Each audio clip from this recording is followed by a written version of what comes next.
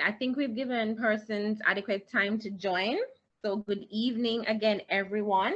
My name is Karina Dice, and I'll be moderating the session this evening.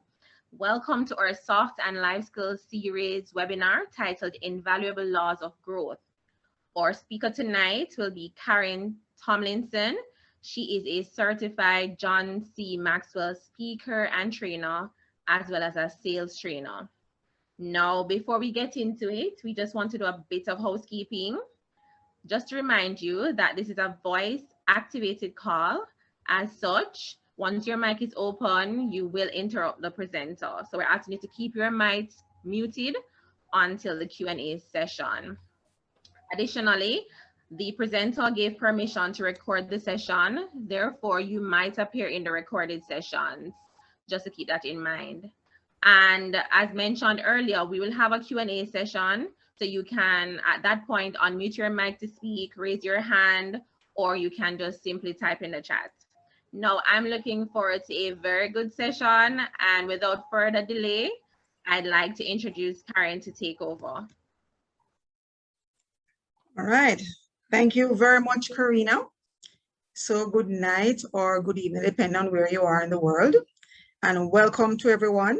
I'm very excited to be here at another UWI Soft and Life Skills Conference, where we'll be discussing some of the invaluable laws of growth from the John C. Maxwell Learning System, 15 Invaluable Laws of Growth. So I want to thank you all for coming and for taking the time today to invest in yourselves and your personal growth. So as you may know, some of you may already know that John Maxwell is a #1 New York Times best-selling author. He has sold over 100 books, with the book 15 Invaluable Laws of Growth being one of his New York Times best sellers. And it's an outstanding must-have resource that I would recommend that you add to your library for reaching your full potential. John is also a leadership coach, and he's one of the most skilled communicators and, more importantly, a skilled connector, who in 2014 was voted as the #1 leader in business by the American Management Association. And he was also voted as the most influential leadership expert in the world by Business Insider and Inc. magazine. So he's a founder of the John Maxwell Company, and he also has the John Maxwell team with over 36,000 members worldwide, of which I'm a part. So I started my personal journey of growth many years ago, probably before a lot of you were born, right? As soon as I finished high school, I did my first degree. Then a few years later, did my second degree as well, my MBA. And then I ended up in banking. And while there, continued my personal growth at becoming a fellow of the Institute of Canadian Bankers. And I must say that that stint in banking was very useful, because while there, I was trained to be a sales trainer. And it was like a light bulb moment. So when I took early retirement, that's what I decided to do. And again, continuing on my own journey of personal growth, I decided to join the John Maxwell team, which I'm so happy I made that decision, because that's the reason why I'm here today, using some of the learning systems from the John Maxwell team to be able to come to you and add value to you today. So let me just move this slide here. Okay. So my question to you, I know each of us is unique. We all, I'm sure, all agree with that, but I want to hear from you in the chat. How many of you believe that you have reached your full potential in your life or your business? You can indicate yes or no. And I also want you to indicate, on a scale of 1 to 10, how would you grade yourself regarding reaching your full potential? Of course, 1 being the lowest, 10 being the highest. So how many of you believe, yes or no, that you've reached your full potential? And on a scale of 1 to 10, how would you grade yourself in terms of reaching your full potential? Let me see the information in the chat. I see no and I see 5. Okay, that's it's a lot of 5s. I see no's and I see 4s and I see 5s. Okay, all right. Well, I see a 7, which is good. All right, wonderful. All right, so hopefully by the end of the evening, you would have gotten some more tips to increase that number. So there are 2 questions that every person who wants to lead and influence others should ask him or herself. So number 1, what are you doing to develop and grow yourself? That's if you want to be successful. And the second thing actually is, what are you doing to develop others if you want to be significant? And I'm sure we all want to be successful and significant in life. When we leave this earth, we want to know that not only were we successful, but we were able to add value to other people. So we want to become significant as well. But you cannot grow others before you grow yourself. So you cannot, because you cannot give what you do not have. So it is very important that we first look at developing ourselves so that we can then develop and add value to others. So I would like for you to think about the answers to those questions as well. Just think within yourselves, what are you doing to develop and grow yourself? And also, what are you doing to grow others? So in order to reach your potential, you must be intentional about personal growth. So I'm actually happy to see that you have taken this step here this evening, because it means that you want to grow. You're serious about your personal growth by attending this conference to grow and develop and help you reach your potential. So this webinar definitely works for anyone interested in becoming more so that they can accomplish more. So let us first look very quickly. I'm probably moving the slides. Okay. Let us look very quickly at what we are hoping to achieve this evening. So the first thing, obviously, we're going to be doing is reviewing some of the 15 invaluable laws of growth that I spoke to you about. Of course, we could dedicate a whole day or several shorter sessions to go through all of the 15 invaluable laws of growth. So we're not going to be able to look at all of them tonight, but certainly you'll be able to learn how to understand how personal growth works and to help you to become a more effective and fulfilled individual and actually start to develop a personal growth plan of your own. You know, also help you to develop the right attitude, learn more about your strengths, tap into your passion, become more in touch with your purpose, and develop your skills so that you can be all that you can be. So at the end of this webinar, I'm hoping that you'll be able to learn some of the skills and tools that you will need in order to grow and also help others to grow. So become successful as well as significant. So my purpose here tonight is to give you some practical information that you can apply in order to grow in terms of start your journey of personal growth. So for the next 45 to 50 minutes or so, we're going to be looking at a few of the 15 invaluable laws of growth that I mentioned to help with your personal growth. More specifically, we'll look at the law of intentionality, the law of awareness, the law of the mirror, and the law of consistency. Then we'll summarize, of course, and I actually want to, before I actually give you the time to ask some questions, I actually want to ask you some questions so that I can actually potentially win a prize. So I'd like for this session to be as interactive as possible. So there are questions I'm going to ask and ask to share in the chat. There are also others that I'm going to ask you to give some serious thought to. So I want you to think very carefully in terms of some of the questions that I'll be asking you throughout the session in terms of your journey towards personal growth. So let us start with the first one, which is the law of intentionality. So normally the process is that, you know, parents would normally send us to school and they would have a plan to get us educated so we could be successful. You know, in the book, John speaks to how his father started him and his brother on a path of personal growth by giving them an allowance, not for doing chores, but for reading books. But generally speaking, after we leave school, you know, we are now responsible for our own future growth, whether it is to go to university or whatever it is. So John, like most persons, thought that if he just worked hard, the results would be that he'll become successful.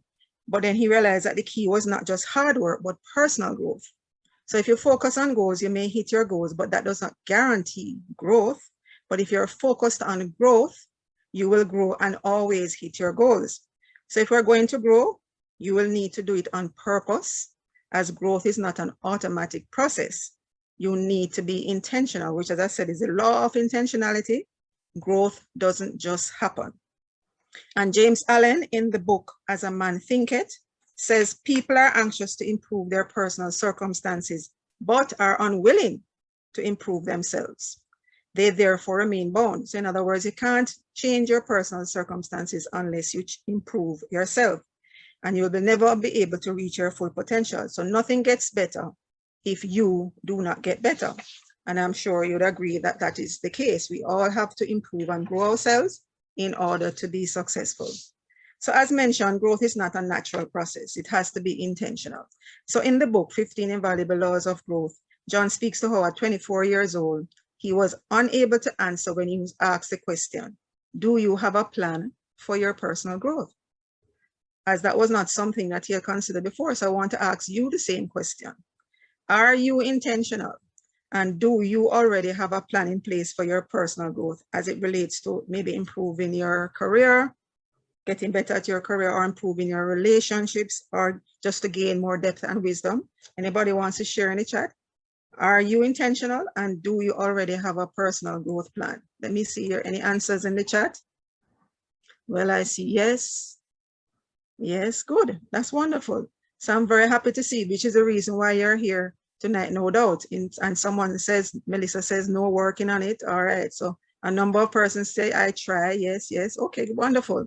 So we really definitely want to see, if you don't have a plan already, hopefully this will help you this evening to start developing your own personal growth plan. So I'd like for all of us to think about what you would like to improve about yourself, and for what you're going to be doing to improve yourself as well as to improve others around you if you're a leader. And I can tell you that we're all leaders, whether you're a leader in your organization or you lead your own family, whatever it is, we are all leaders. So we all need to develop and grow ourselves and try to also grow others. So unfortunately, we tend to fall into some traps instead of growing. We have mistaken beliefs that create a gap that keeps us from growing and reaching our potential. These are referred to as growth gaps. So we're going to discuss a few of them today. So one is the assumption gap. We assume we'll automatically grow if we work hard. We do not improve, unfortunately, by simply living.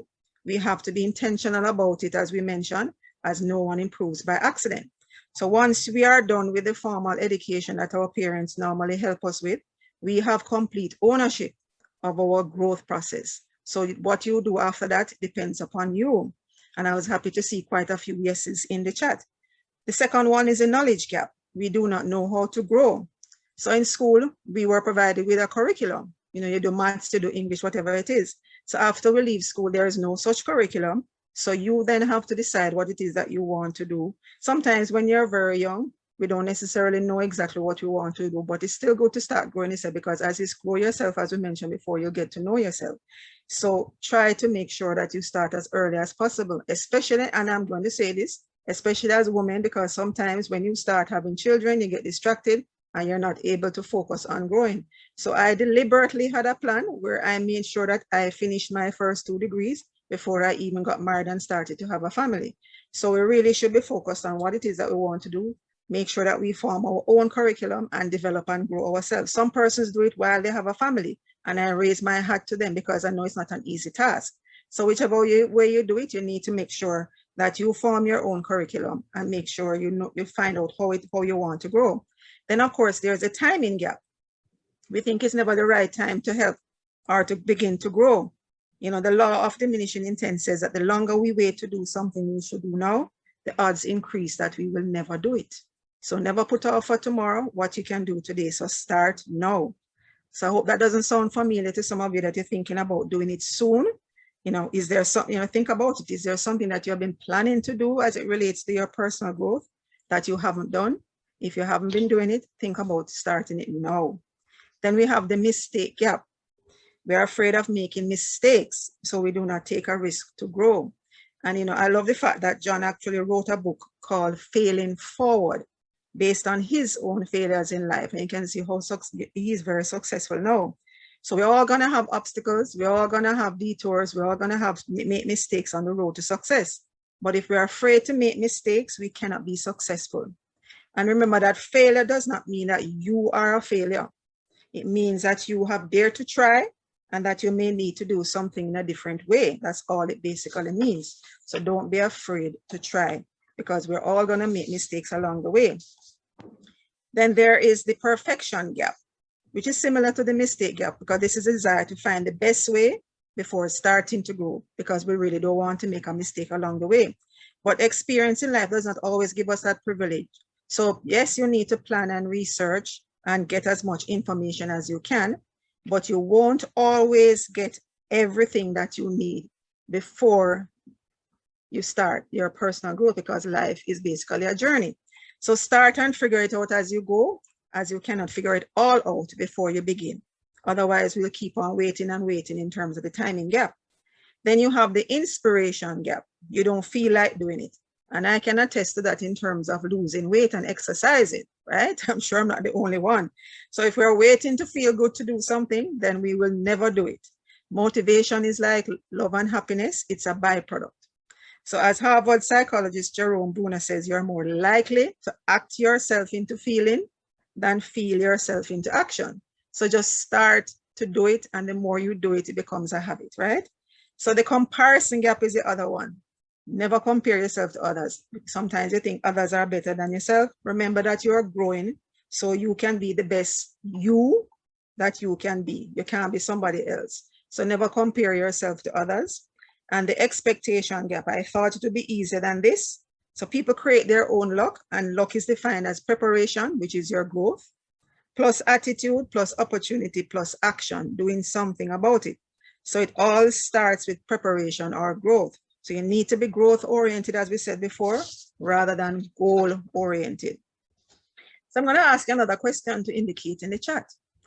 What would you attempt if you knew you couldn't fail? Is there anything that you would attempt if you knew you would not fail? Anybody cares to share in the chat? Let me see what's in the chat. Somebody's, I like Nairon's answer. Everything. Carrie said she would write a book, right? So what we're saying, guys, you never know. You're going to have the failures. You're going to have the mistakes. But I like, okay, Denise says start your own business. Oh, you're a PhD, Asha Gay, right? Wonderful. So start now. That's basically what we're saying. You know, don't be afraid of failure, right? So there are a lot of things sometimes we think, boy, you hesitate to do it because you think you might not succeed. But go ahead and try, because you never know, right? So give it a try and do it now. So the sooner we make the transition to becoming intentional about our personal growth instead of waiting for it to happen, the better it will be for you, because growth compounds and accelerates if you remain intentional about it and avoid the growth gaps that we just discussed.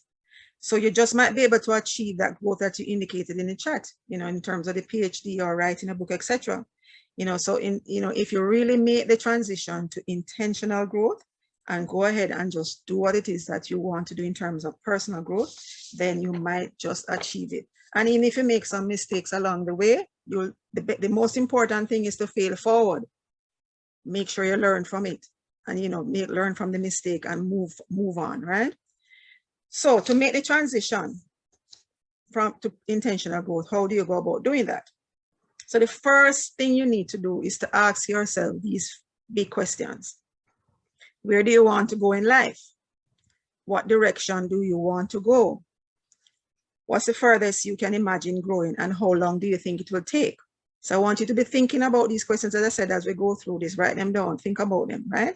So in your first step to making the transition to intentional growth is to ask yourself these 4 big questions. Where you want to go in life? What direction do you want to go? How far can you imagine going, and how long will it take? So answering these questions will get you started on your personal growth journey. It will help you set the direction of your personal growth and help you to make the most of whatever talents you have that you have been given. So you do that by investing in yourself and making yourself, as I said, the best that you can be, not anybody else, what you can be.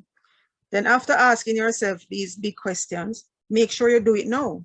Don't wait for that time, let that timing gap affect you. So you need to make sure that you have a sense of urgency. And there's a story in the book that speaks about this business tycoon Clement Stone, who he made a fortune in insurance, and he had a seminar where he entitled it "Do It Now."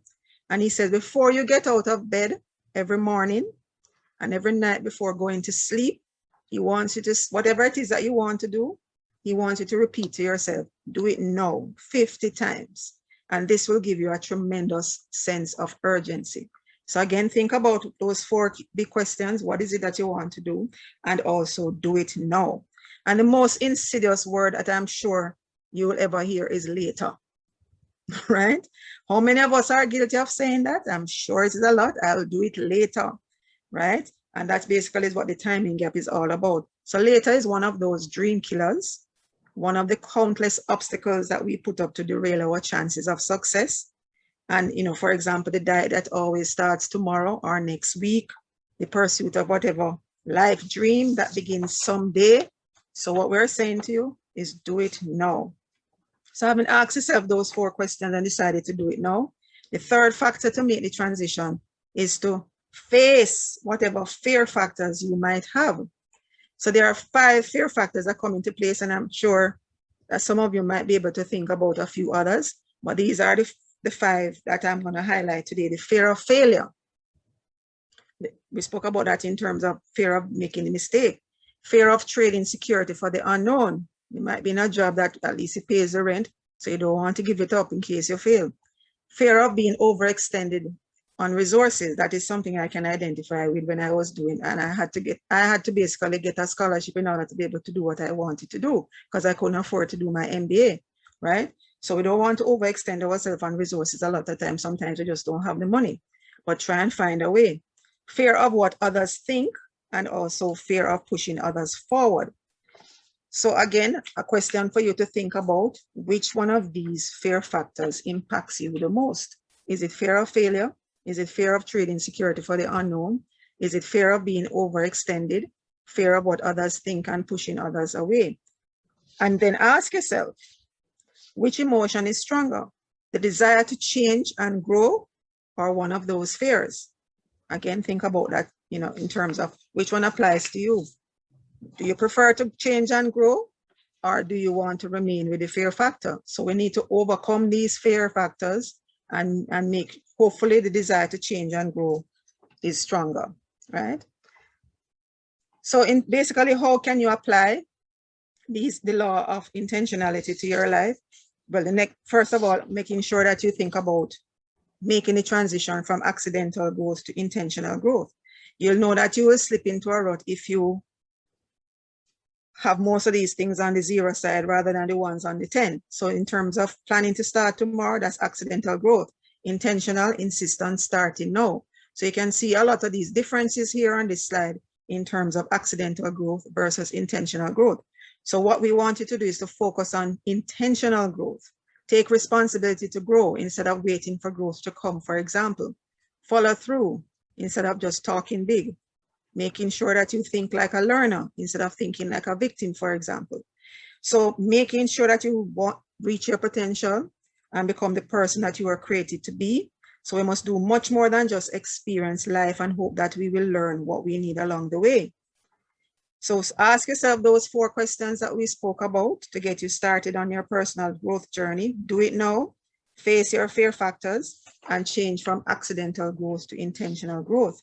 And identify your growth gaps in terms of how you apply, as I said, the law of intentionality. Which one of those gaps apply to you in terms of, you know, the assumption gap, knowledge gap, timing gap, etc. And then decide on the strategies that you can create and implement to help you bridge the gaps that you would have identified. Specifically, schedule time for personal growth in your calendar, making sure that you focus on growth every single day, at least 5 days for the week at least. Always be intentional about doing something every day to try and make yourself better. And as we said before, start now. Very important. So identify those gaps, identify the strategies, schedule time daily for personal growth, and make sure you start now and be intentional. So the second invaluable law of growth that we're going to discuss today is the law of awareness. So in order to develop your growth strategy, you have to first know yourself. So who are you? That's what you have to determine. As James Russell Lowell stated, no one can produce great things who is not thoroughly sincere in dealing with him or herself. So to grow yourself, you must first know your strengths, know your weaknesses, or as I prefer to refer to them as areas needed improvement. That's what I call them. Your interests as well as your opportunities. And so you need to become aware of who you are, your strengths, the areas for improvement, your interests, your opportunities. And you need to know what your passions and your purpose are. Remember when I mentioned how, when I just briefly introduced myself, I spoke about how when I was trained to be a sales trainer, I had a light bulb moment because I realized that's what I was very passionate about doing, which is training. which is something that I just love to do. So know where you have been and where you are now to be able to set a course for where you want to go in order to reach your potential, right? Very, very important. And there are three types of people, generally speaking, finding direction, right? So people who do not know what they would like to do, those persons are usually confused and they lack a sense of purpose. And if you don't know now, I mean, sometimes when you're very young, you really don't know.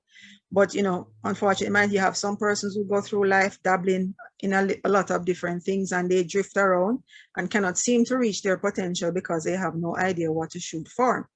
Then you have the people who know what they would like to do, but they don't do it. These people are usually frustrated. Maybe they aren't doing what they want to do because they have responsibilities. And maybe one of those fear factors that we spoke about a while ago from the law of intentionality prevents them from doing what they want to do, for example, resources, etc. And then you have the people who know what they want to do and they do it. So these people know themselves. They possess a strong sense of passion. They're focused on their purpose. They grow in areas that help them to move closer to their purpose. And the word that describes them is fulfilled because they're doing what they are created to do. So another question for you to think about. Which one are you? Are you confused? Are you frustrated? Or are you fulfilled? And if you're any one of the first two, then you need to really make sure that you focus on starting your personal growth journey and then so that you can become fulfilled. So all of us really would love to fall into the category of fulfilled, where we know what it is that we want to do and we are in fact doing it. So that's where I'd want all of you to eventually get on your journey of personal growth. And what makes finding yourself and going to your potential difficult is because you have to know who you are to go to your potential, but you also have to grow in order to know who you are. So the solution is to explore knowing yourself as you explore growth. So again, if you want to share in the chat on a scale of 1 to 10, how would you rate your current practice of the law of awareness? In other words, how well do you know yourself to grow yourself? Do you know your strengths? Do you know the areas that need improvement? Do you know, your interests and your opportunities? Anybody wants to rate them? Say, oh, wonderful. I see Michelle says 10. So you already know, if you already are very aware, then that's excellent. So you know exactly what it is that you need to do in order to grow yourselves. I see some 5s and some 7s, a lot of different ratings. All right. So as first thing, very important that you already know yourself in order to start growing yourself, right? So the way to start then is to pay attention to your passions, those things that you know that you're very passionate about in terms of what your strengths are. And for John, that started when he focused on his growth in areas that he knew would help him as a minister, which was his passion when he first started out, and it still is. He calls it REAL, R-E-A-L. R for relationships, E for equipping, A for attitude, and L for leadership. And that actually is the focus of what all his books are about. So for example, this book, 15 Invaluable Laws of Growth, falls under the E, which is equipping, because it equips you to grow. So his passion led to his growth, and then his growth led to his passion, excuse me, for leadership. So think about what you really want to do in life and business. And I'm glad to see a lot of 10s and 8s a while ago, but I also saw a few low numbers. So and think about, where are your current activities leading you in the right direction? And if not, you need to think about what needs to change.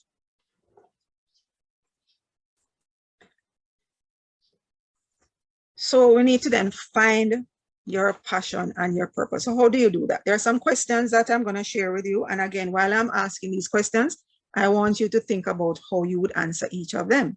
So the first 4 questions relate to what you want to do. Do you like what you're doing now? Key question. If you're not enjoying what you do for a living, you need to take some time to examine why. Which risk would you rather take? Making a change from what you're doing and maybe not making as much money, or staying where you are and feeling regret for the rest of your life for not reaching your potential? So that's a very key question. Do you like what you're currently doing? And if you like what you're currently doing, that's excellent, because that's great, because you're doing what you're passionate about. Then the next question is, if you're not liking what you're doing, what would you like to do? So when you find what you want to do, your passion will be ignited, and this begins to increase your potential. And this is definitely there is definitely rather a direct connection between finding your passion and reaching your potential. Because when you tap into your passion, it gives you what you call the E and E factor, E for energy and E for excellence. So you get the energy because you're passionate about whatever it is that you're doing, and you will attain excellence or success. So you'll never fulfill your destiny by doing work that you despise. And I like this definition of burnout. It says burnout is not doing too much of something. Burnout is doing any amount of the wrong thing. Because think about it. Sometimes if those of you who like what you're doing, you sometimes do it and you do it for a long period of time until you're like, oh, wow, it's 10 hours, 12 hours later, and didn't realize that so many hours had passed. But if it's something that you're not enjoying doing, then you'll certainly feel the burnout. And there's a quote that I love. It says, do what you love and you'll never work a day in your life. So I love to teach, I love to train. And so I don't really consider this working, because this is something that I really, really love to do. So the third question to find your passion and purpose is, can you do what you would like to do? Because, or as this Jamaican say, because say, if you can't do it, then you shouldn't do it. So in other words, if you're not good at what you want to do, you do not make a career of it, you make it a hobby. So for example, if you want to be a professional football player, but you don't play football very well, then you probably need to think about doing something else. So the question is, can you do what you want to do? So make sure it's realistic, because there's a big difference between having a dream that propels you to achieve versus just pulling an idea out of thin air that has no connection whatsoever with who you are. So make sure that you think about what your dream is, what it is that drives you, and also very important, what your unique talents are and gifts, so that you can determine if you can in fact do what you would like to do, right?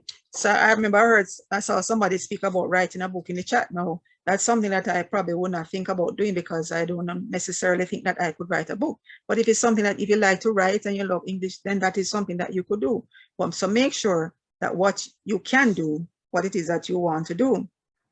And the fourth question is, do you know why you want to do what you would like to do? Because motives are very, very important. When you do things for the right reason, it gives you inner strength for when things go wrong. So doing things for the right reason keeps life less cluttered and your path clearer. So take time to reflect and explore your intentions and what your attitudes are. So as I said, think about those 4 questions. Do you like what you're doing now? What would you like to do? Can you do what you would like to do? And do you know why you want to do what you would like to do? So those 4 questions related to what you want to do. You also need to have a sense of how to start moving in the direction that you want to grow. So that will help you to target and eventually fine-tune your growth plan. So first do you know what to do so you can do what you want to do? And it begins with awareness. The first step towards change is awareness. Become aware of the choices that lead you away from your desired destination. Are you doing things now that will prevent you from getting there in terms of what it is that you wanted to do? So become very conscious of every choice that you make, so that you can begin to make smarter choices going forward to attain what it is that you want to do. And of course, action. We talk about doing it now. You cannot win if you do not begin. So that means taking initiative, doing something, as we said, specific every day, be intentional about it, to take steps to closer to your goal, right? And then being accountable, tracking every action that pertains to an area where you want to see improvement. And if you become aware of the steps that you must take and take action and become accountable for following through, you'll begin to produce the behaviors that you desire, and you'll start getting closer to doing what you want to do. And that will also result in attracting like-minded people. The law of magnetism in John's book, The 21 Irrefutable Laws of Growth, says who you are is who you attract. So become aware of what you need to do. Make sure you take action. Become accountable in terms of monitoring what you're doing to make sure you're going in the right direction, and make sure you surround yourself with like-minded people. And some very important questions again to ask yourself. Will you pay the price to do what you want to do? Because when it comes to barriers to success, we are usually our own worst enemies, because we sometimes fight it through laziness, times when you want to quit, etc. So you need to take the steps necessary to live your dreams and do what you want, but it will cost you. So the question that you need to think about, what price will you pay in order to do what you want to do in terms of time, money, and resources? right? So is there anything also that you're unwilling to give up in order to do what you want to do? And I remember asking this question when I was doing a training session, and one lady told me that one of the things she's not willing to do is to give up time with her children, which is understandable. So when you have children, you have to make sure they're your number one focus. So, but you can work within those confines and make sure that you do spend some time to work on your own personal growth, because when you grow, you're going to be able to help your children. But certainly the children would come first in terms of making sure that you prioritize them. And that's one thing she admitted that she was not willing to give up. But work within the confines of what, so you need to think about those things as well. What are you not willing to give up? But also think about, can you pay the price to do what you want to do? And then think about, when can you start? As we said before, start no, because nobody ever got ready by waiting. You only get ready by starting. So think about that. What is it going to take for you to get started?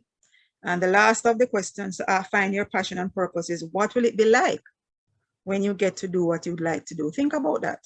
You know, John spoke about it in the book. He says that he found it was better than he imagined, because it had a compounding effect for him personally, the people that he mentored, and for his team. But it also took up a lot of his time and made a lot of demands on his life. But nothing else compared to doing what he wanted to do. So that's what I want for you to think about. Nothing else compares to doing what you were created to do. So think about, when you get to do what you would like to do, what is that going to be like for you? How do you think you're going to feel? Very important. And I really believe in this next quote. He says, the two most important days in your life, the day you were born and the day you discover why. Like I said to you earlier on, I had a eureka moment when I was trained to be a sales trainer.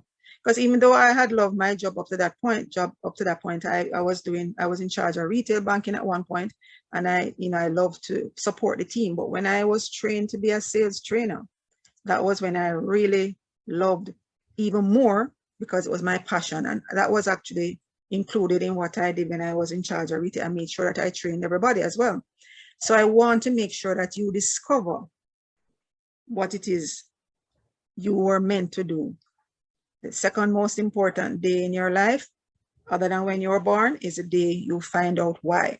So I want to encourage you to seek what you were put on this earth to do, then pursue it with all of your effort. And this law, the law of awareness, is all about understanding yourself, understanding your passion, knowing what your purpose is, and saying, now that I know who I am, I'm now going to know how to grow myself. So the last question I want for you to think about in terms of this law is, what action are you going to take which will help to improve your awareness and start doing what you want to do? And in terms of applying this law, the questions we spoke about so far, those are things that I want you to think about, to get to know yourself, to get on course in terms of what you were made to do in life. So spend some time to answer them in terms of what you like to do, what talents, skills, and opportunities that you possess that will support your desire to do it. What are your motives for wanting to do it? What steps you must take to start doing it? What price you're willing to pay, as we said, and where do you most need to go? So focus on your strengths and the future more than the areas that need improvement and the past. All right, so I've talked about being intentional and becoming aware of yourself so you can determine a growth path. The next law is the law of the mirror, and it speaks to how you must see value in yourself to be able to add value to yourself. There's a story in the book, and I'm just going to very quickly just run through a few pointers on the story. It speaks about a young lady called Janetta Maxwell, who for more than 30 years was someone who saw little value or potential in herself. Unfortunately, she and her sister, were abused physically by the men in the family. So for many years, the abuse continued, from the men that her mother brought into the home. So when Janetta turned 30, it caused her to look in the mirror, and she didn't like what she saw. And she said, she made these comments, and I just read from the book. He says, that day I woke up and realized I had absolutely nothing to celebrate.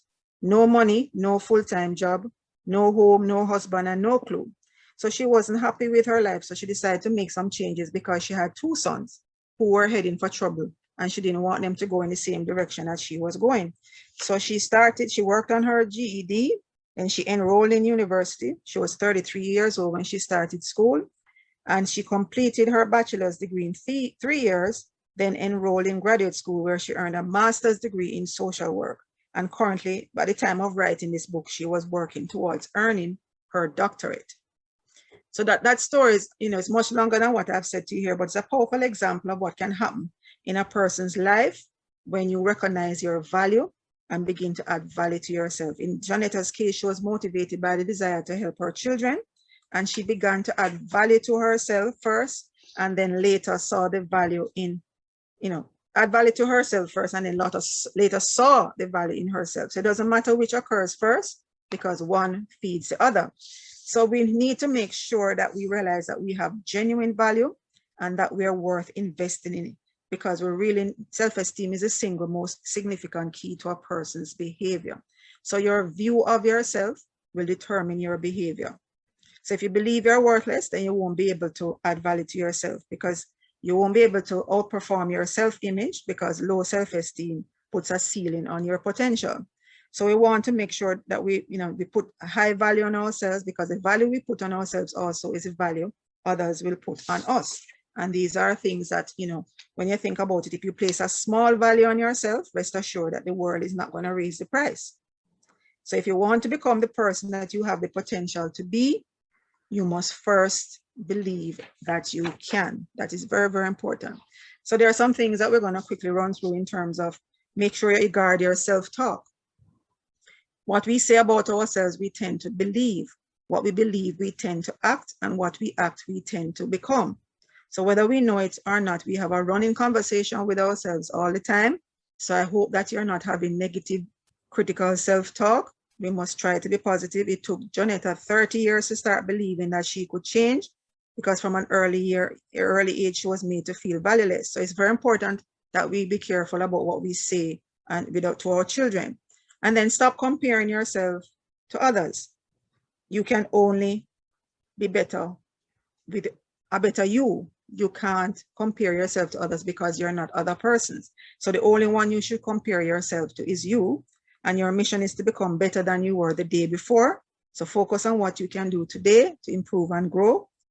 Then move beyond your self-limiting beliefs, right? So making sure that you're not putting limitations on yourself, because that was also true for Janetta.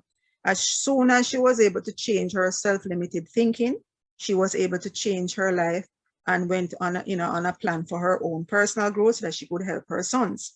And if you want to grow or build your self-image, try adding value to others, because people with low self-esteem can't continue to feel bad if you're helping other persons, and other persons are then making, saying good things about you that will help to raise your self-esteem. It's hard to feel bad about yourself when you're doing good for somebody else. And I can, I'm a Kiwanian, and I can tell you that it really feels good when you can give back to others who are less fortunate than yourself. So if you're adding value to other people, it helps with your self-esteem, because you can't feel bad about yourself when you're doing good for somebody else. And they will value you because you're helping them. And that is a cycle that will continue to repeat itself, right? So making sure that you're doing all of those things. Some other things that you can do is doing the right thing, even if it is a hard thing. One of the best ways to build self-esteem is to do what's right. Your character is very important. Practice a small discipline every day in a specific area of your life, because discipline is a moral builder. And celebrate small victories. Don't wait until something major happens. If something good, small victories along the way, celebrate them, feel good about yourself, and embrace a positive image for your life. So the question to think about is, what do you value? What prompts you to see a positive vision for your life? Again, in the story I just mentioned to you, Janetta valued her children, and that was what made her start to, to change in terms of she wanted a positive vision for them. And then it turned out that it helped to change her life as well. And take responsibility for your own life. Janetta her life turned around when she took responsibility for herself and made positive changes as well. So it's important to practice the one-word strategy. So, and if you notice in this picture, we have a cat looking in the mirror, and you see that he's seeing a lion. I hope, like the cat, when you look in the mirror, you're seeing the equivalent of a lion, right? So I want you to think about it. When you describe yourself, what one word would you use to describe yourself? Because usually that tells a lot about how you think of yourself and which mirror you're looking in. So I hope you're looking in the same mirror that the cat is looking in. So apply the law of mirror to your life by making a list of your best personal qualities. Make a list of all the positive things about yourself. If you have positive self-esteem, that will be very easy to do. But I want you to not stop until you find 100 positive things to think about that you think about yourself. And using this list as a springboard, then come up with the one word that best describes you. And keep a track of the number of times, I said, guard your self-talk. Keep a track of the times that you're thinking positive or negative things about yourself. And those positive things that you're making about your statements about yourself, put them somewhere that you can read them every day. So you can remind yourself about the positive things about yourself. And if you want to feel valuable, as I said, add value to others. All right, so I'm going to just very quickly go through the law of consistency. I just want to mention this one very, very quickly before we end we summarize. So we have talked about being intentional and being aware of ourselves and seeing value in ourselves in order to be able to grow. Everyone wants to be encouraged. Everyone enjoys being inspired. But when it comes to personal growth, motivation will get you going, but it is discipline that will keep you going, which is the law of consistency. If you want to grow, then we need to be consistent in what we do. And that is so important. We talk about doing things every day. You can't start and then stop. You have to remain consistent. You have to remain disciplined in your performance in order to grow. So there are 4 quick questions that we'll talk about. Do you know what you need to improve? So we spoke about the law of awareness before in terms of knowing yourself. So you need to determine what it is that you need to improve. Then know how you are going to improve them, right? One of the key things that is crucial, is by matching your motivation to your personality style.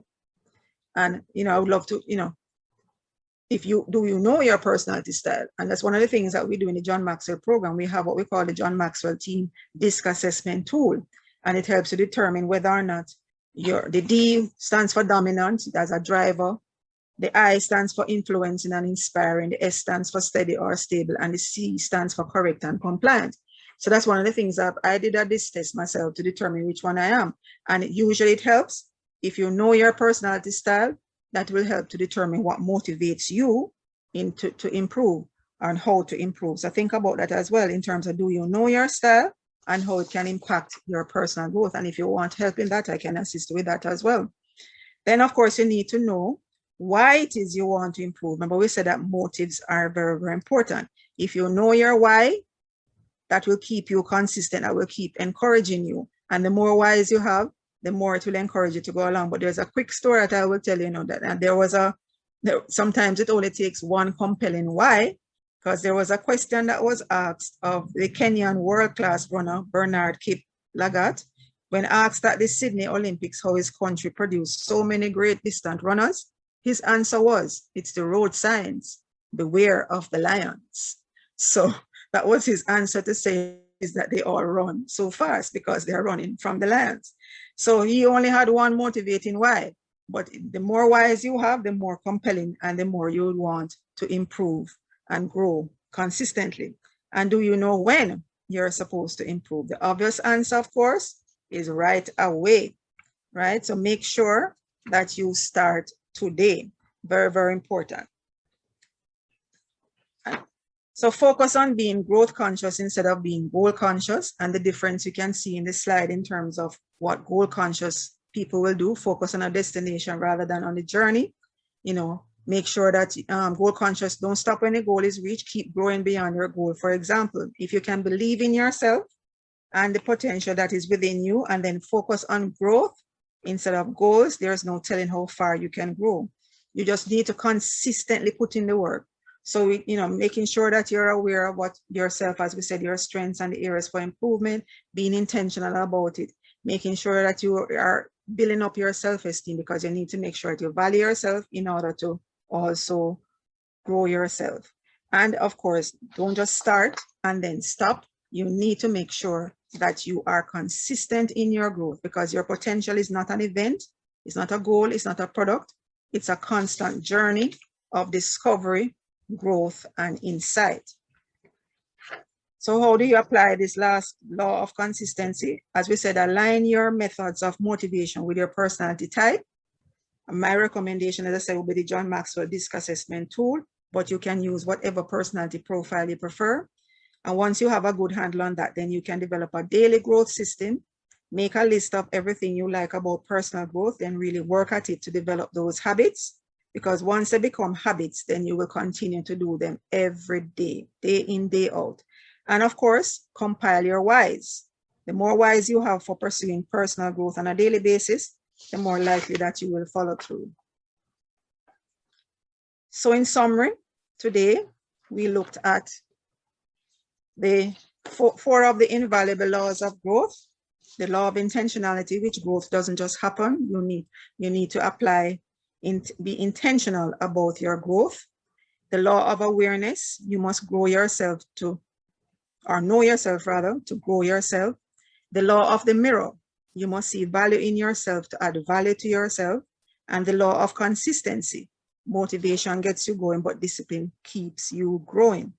And remember, as John Maxwell says, the best things in life don't come to us. We need to go to them. They don't roll downhill to us. We have to climb uphill to them. So if we grow in our awareness of ourselves, develop our abilities, and make the right choices consistently, we can reach our capacity and reach our potential. And remember that personal growth has no finish line. This is the beginning of an exciting journey of positive change and improvement in your lives, hopefully, and those who you interact with. Because and I can attest to the no finish line, because I'm still growing. I joined the John Maxwell team a few years ago. You know, even at my stage, it's never too late to learn something new. So I hope that you have learned something from today's activities. And if you have, I would love for you to indicate in the chat, you know, some of the takeaways from today. Is there anything that struck with, you know, that really resonate with you, rather, in terms of what we have said? Did you identify anything that will take you along that journey of personal growth? So while you're doing that, I will just quickly mention some of the other laws, you know, that are there. Some like the law of reflection, the law of environment. I love the law of design, because that's one of my favorites in terms of how to maximize growth, to develop those strategies. The law of pain, another one of my favorites. Good management of bad experiences leads to great growth. So there are so many different laws, because as the book says, there are 15 invaluable laws of growth. Another one of my favorites is the law of the ladder. It speaks about character. You really need to be somebody of character, somebody of integrity, being honest, etc. The law of the rubber band, the law of trade-offs. You can see I have a lot of favorites, right? Because so many of them are so relevant. And when you go through them, it really resonates with me in my life generally. So thank you all for listening. I hope, as I said, I was able to add some value to you all this evening. And again, I would love for you to indicate in the chat if you found it useful and if you found that it added some value. So I would love to just ask one or two questions before we allow.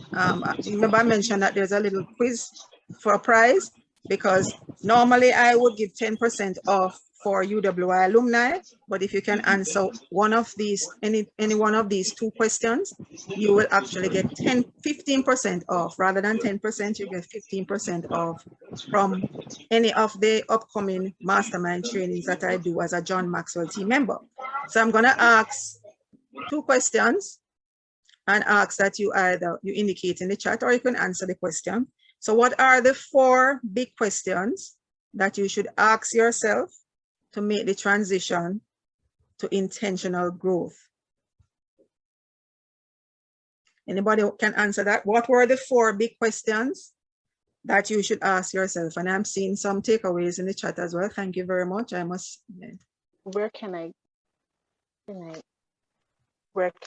do you want to go in life? Who is speaking? Identify yourself first, I should say, so I can know who you are. My name is Wendy, Lord. Wendy, all right, okay. Go ahead and answer the question now. Where do you want to go in life? Mm-hmm. What directions do you want to go? How far can you imagine going, and how long will it take you to get there? Wonderful, yay! All right, Wendy, you can see my email address there. So if you're interested in getting 15% off of one of my mastermind trainings, please be in touch. What is your last name? Wendy, what is your last name? Lorde. Lorde. Okay, Wendy Lord. All right, one more question to get 15% off the next or one of my mastermind training. In the law of awareness, name at least 3 of the 5 things that we spoke about that you need to know about yourself in order to plan your personal growth. Hi, good night. RT Sipasa Jaikaran here.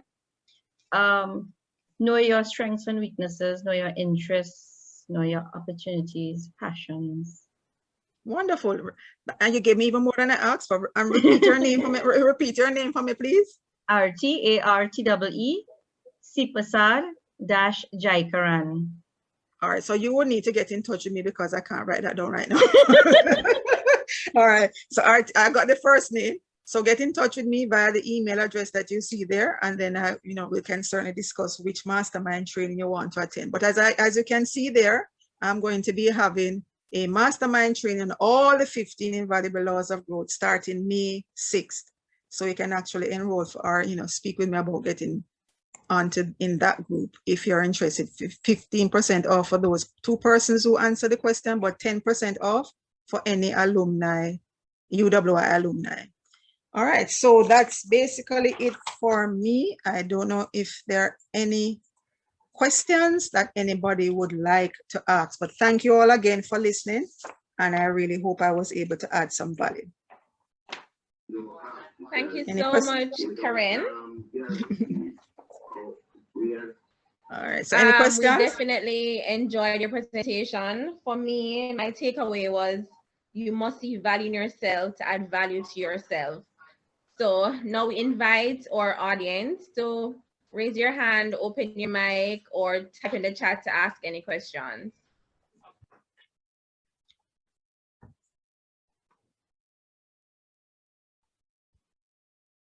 I see somebody asking if it's be available after. I know that Karina normally shares the recording. Yes, I'll type the email address in the chat so you can have access to the recording. So thank you all for the feedback that I'm seeing. All right, I appreciate it. No questions? So was it clear as mud that nobody has any questions? Hi, good night. Good night.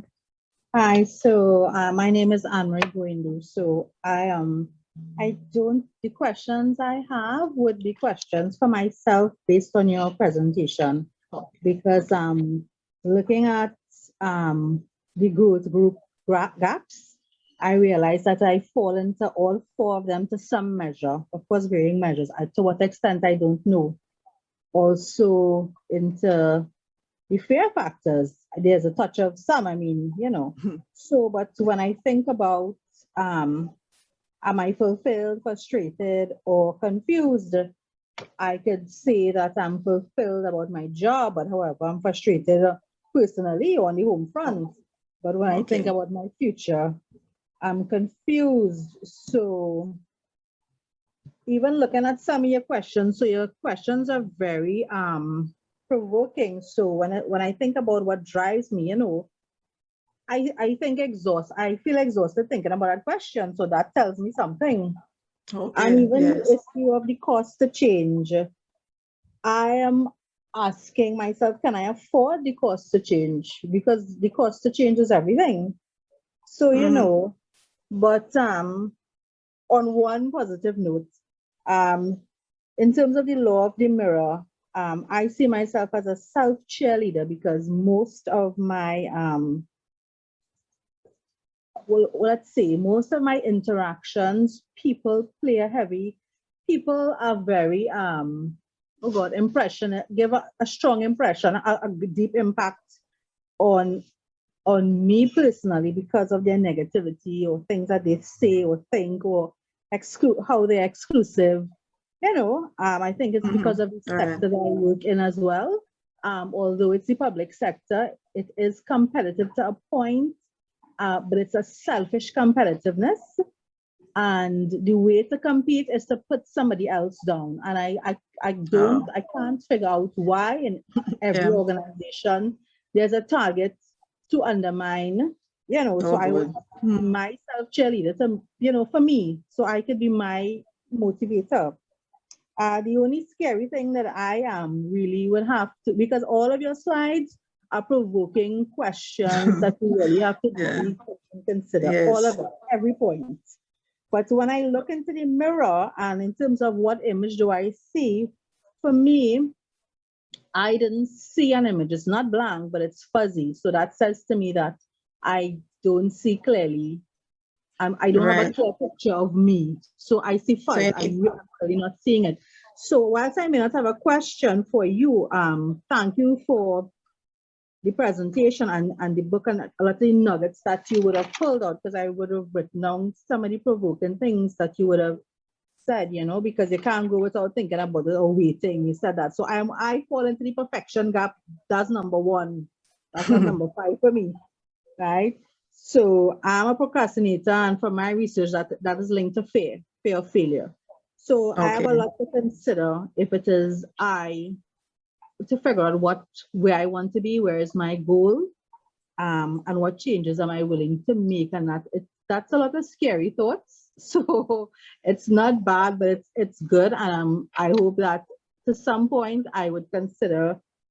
I think 50% I should be okay. I'm not saying I'll get there, but I'm saying So you just need to go through all of those questions and answer them honestly to yourself, and try to overcome those fear factors. Because I myself, when I first started, because as I mentioned, I think earlier about myself, when I left university, I just went and I had to get a student's loan on a boarding grant because I'm not from a rich family. But for some reason, I knew I wanted to make sure that I finished my education before starting a family. So I left UA at age 20. I left school at 17, went straight to UA, but I paid my way through a scholarship, university, boarding grant, as well as getting students loan rather. And then when I finished that at age 20, my thinking that I wanted to do my MBA after that. So I applied for different universities, actually got through to Pace University in New York, but I couldn't afford it. So what I did was, because my thing was resources. My thing was resources. I didn't have the money to do what I wanted to do. So I just found different ways. So we really have to just make sure that we start now. So again, I went and I found a scholarship. And that's how I ended up all the way in Australia, because I got a Commonwealth scholarship to go to Australia to do my MBA 4 years after I left US. So it took me 4 years. I planned to do it by 82. And I'm telling them age now because I left you at 1980.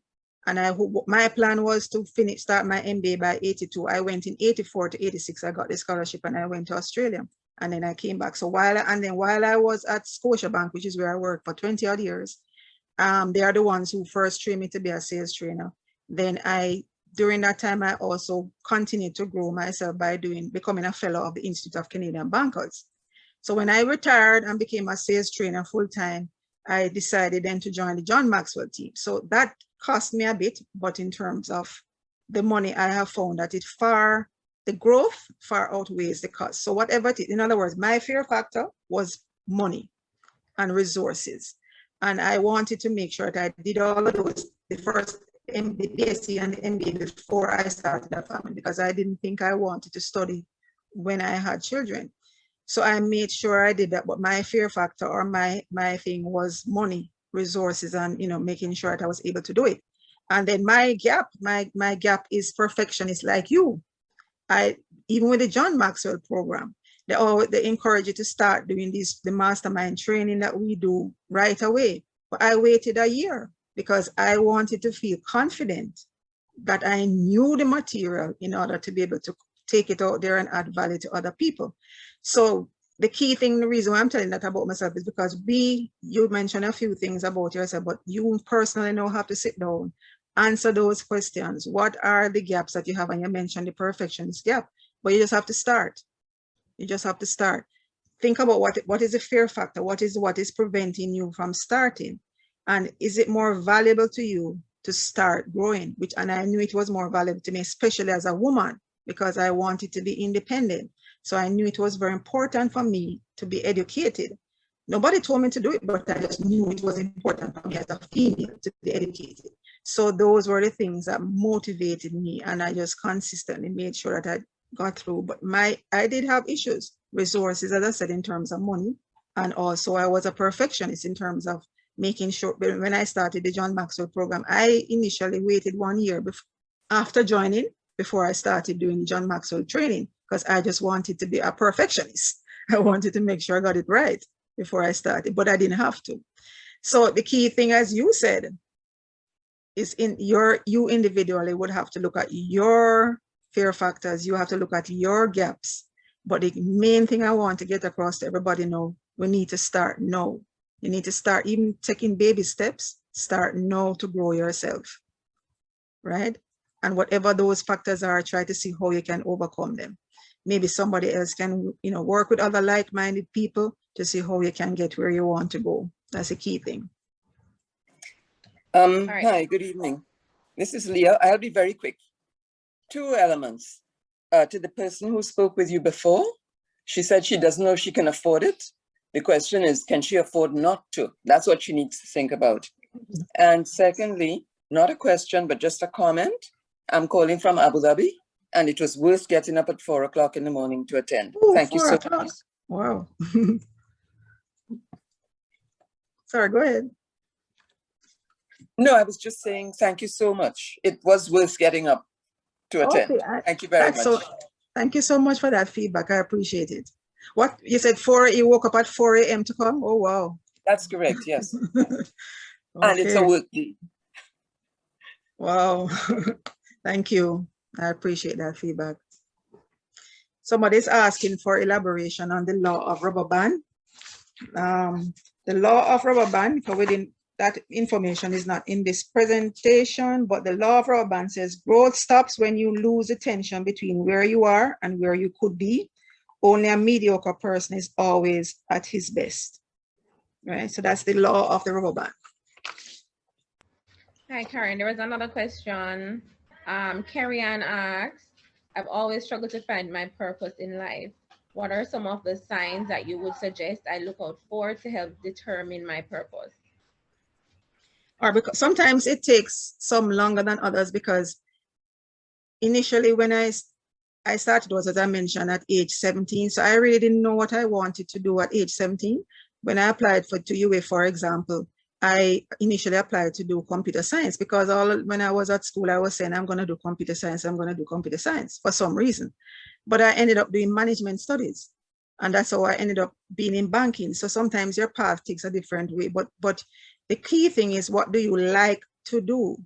That is one of the things that, because remember I said to you in the presentation, when you can love what it is that you do, it doesn't seem like a job.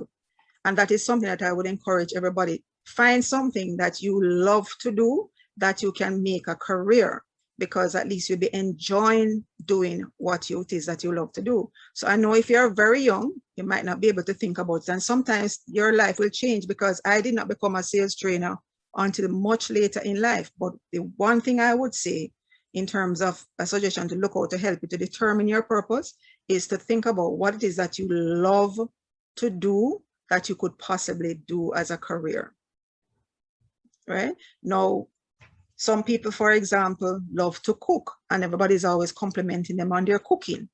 Is it something that you could make a career of? I am, for example, very good at organization, planning. So like when I do my sales training, all those things, I plan all of those things out myself, and I'm extremely good at making everything work properly. Project management, events. So I actually even thought about doing event planning, and that's something I actually wanted to do on the side. But I ended up in banking, and even though I was in banking, my event planning helped me in my career, because I was always put in positions where I was always the one to launch a new product.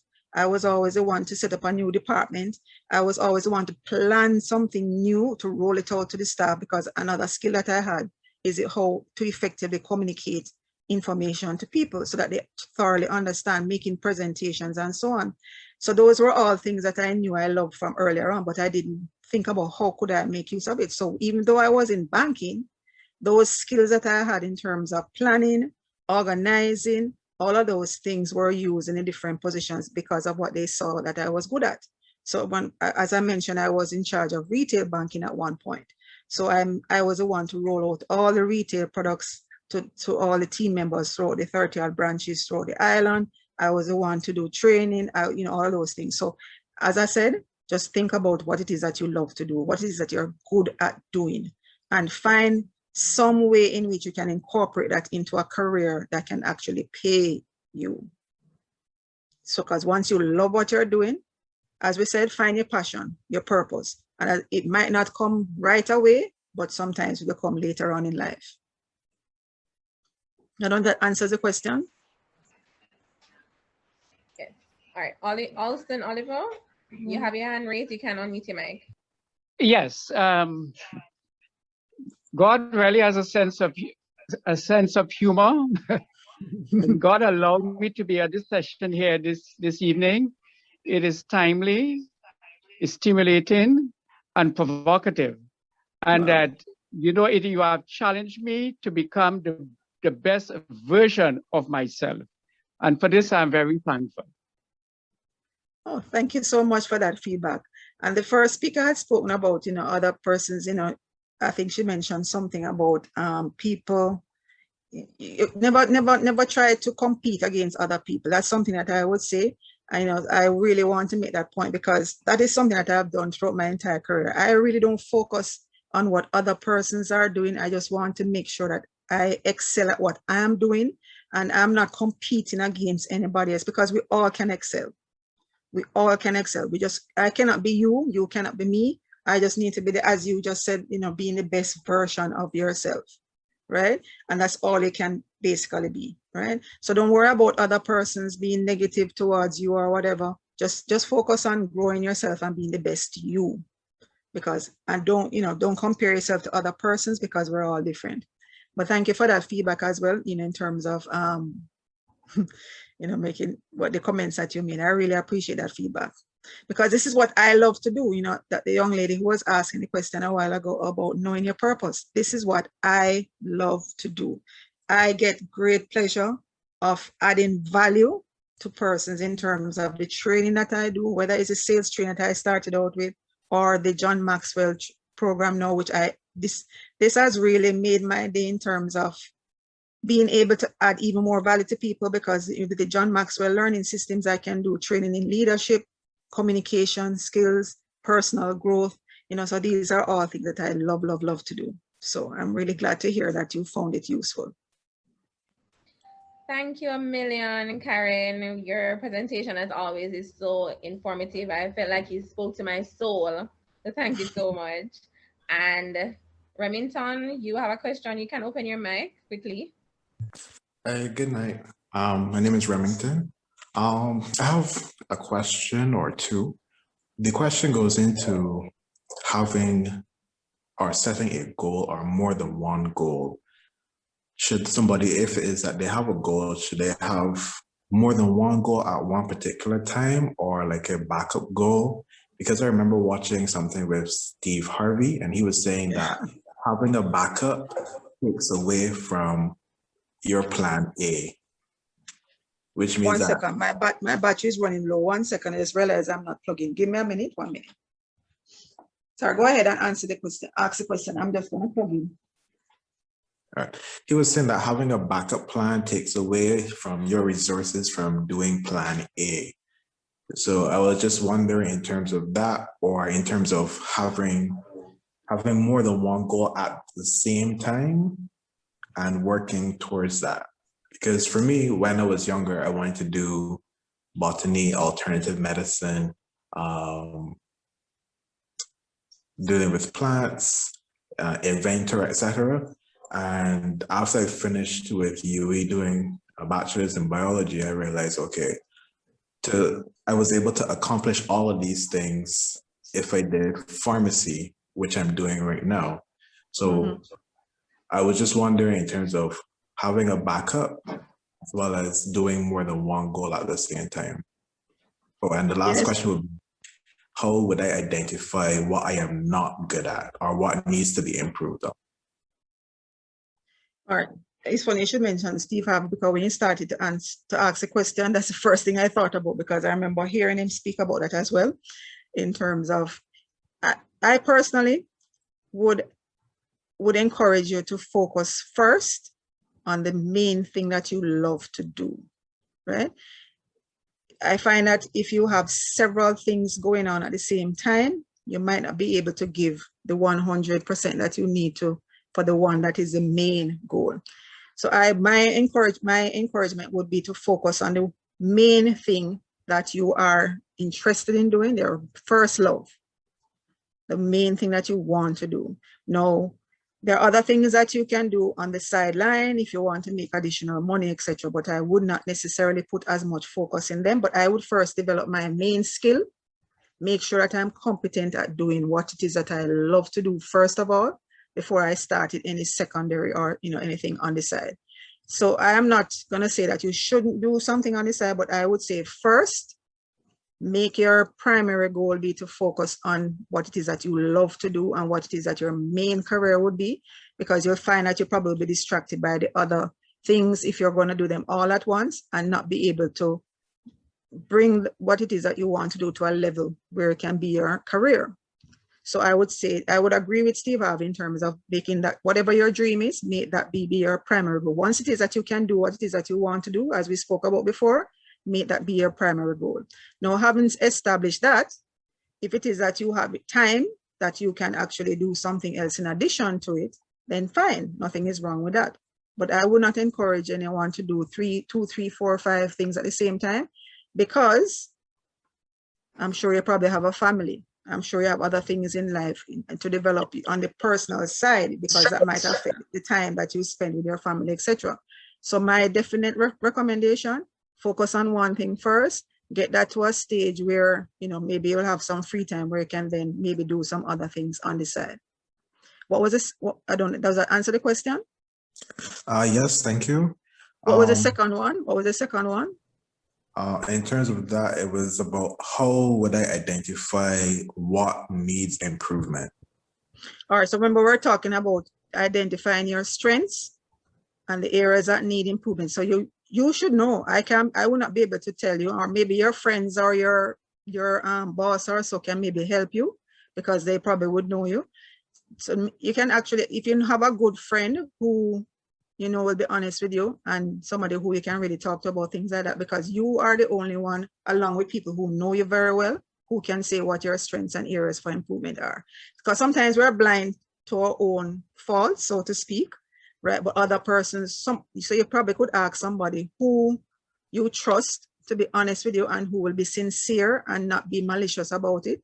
So if you personally can't identify what your areas for improvement are, because sometimes that takes time, because I can look back at myself now and think about the areas that needed improvement or still need improvement, but it took me a while to admit some of them to myself, personally. So maybe you could ask somebody who knows you very well, who, as I said, is not somebody who is going to try and pull you down, but give you good constructive feedback. That's what I call it.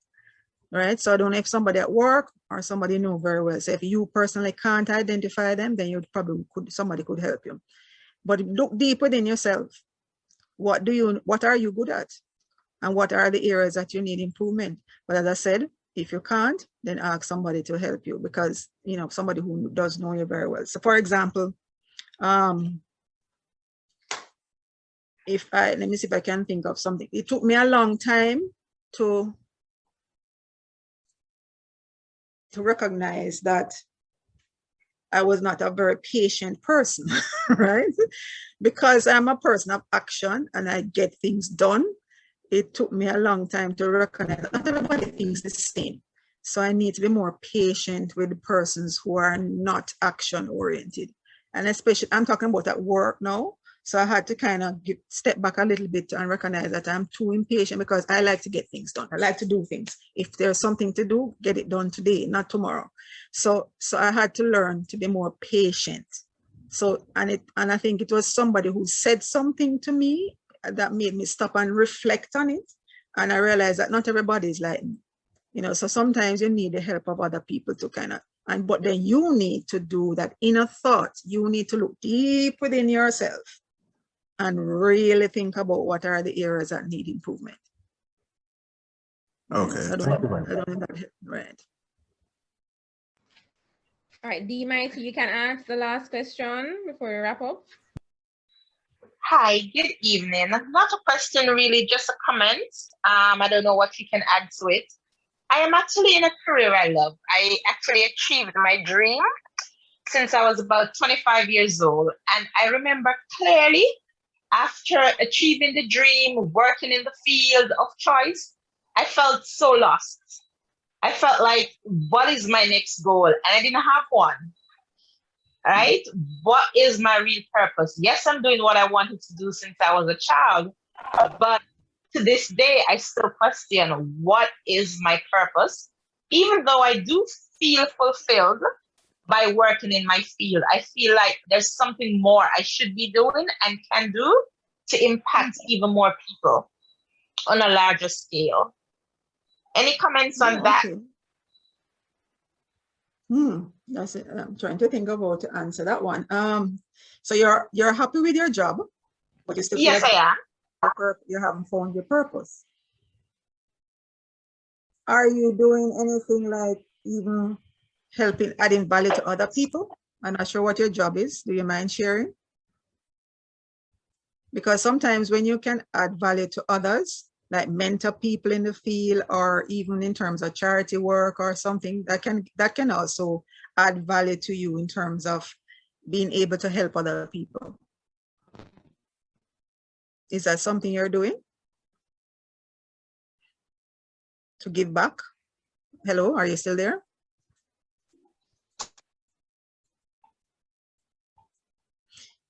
Because sometimes when you're very successful, I'm not sure if the person who asked the question is still there, but sometimes I find the more Yes, mature. I'm still here. Okay, I don't know if you heard what I had said before. Sometimes No, I wasn't hearing at all. Oh, okay. What I was saying is that sometimes when you're fulfilled in your career, you know, you can get more within your own soul, so to speak, if you can give back to others. So whether it is mentoring people, you know, or it is joining a charitable organization and giving back in some shape or form, because sometimes even though you're happy in your career, sometimes it's also, it helps you, it helps your soul to be able to give back to others. So for example, I remember when I was at Scotiabank, because Scotiabank would provide scholarships to GSAT students, you know, they asked us after a while if we would volunteer to mentor some of these GSAT scholars.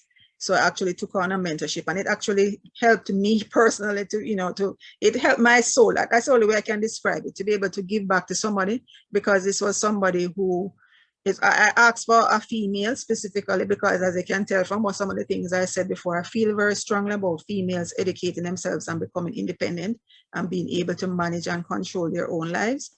So I actually asked for a female scholar, and I was able, from my alumni, actually, my high school, and I was able to mentor her for a few years and help her. She came to me when she was in 4th or 5th form, and I had her for about 3 years. And so it felt good to be able to mentor her and to guide her in the right direction. And I'm also a Kiwanian. And even though I might not be as active as I used to be right now, but I still am a Kiwanian, and I still give back in different ways. So it's good for you when you can give back to persons who are less fortunate than yourself, or you can find younger people who you can mentor in their own career, coach them in the right direction, etc. Those are things that probably will help you to feel more fulfilled in your own life, because if your job is fine, then you can give back in other different ways. I would encourage that as much as possible. Okay, thank you so much for your tips. All right, thank you so much, Karen, and thank you so much to all our participants. This was definitely an informative session, and we look forward to doing more work with Karen. You can also look out for more emails for our other sessions coming up. But that's a wrap for tonight, and we'll see you at another time. Good night, everyone. All right, good night. Good night. All right, bye, everyone. Good night. Thanks very Thank much. you Good again. night, everyone. Good night. Thank you so much. Good night. Bye-bye. Good night. Good night. Thank you so much. Blessed night, everyone. Bye. Bye.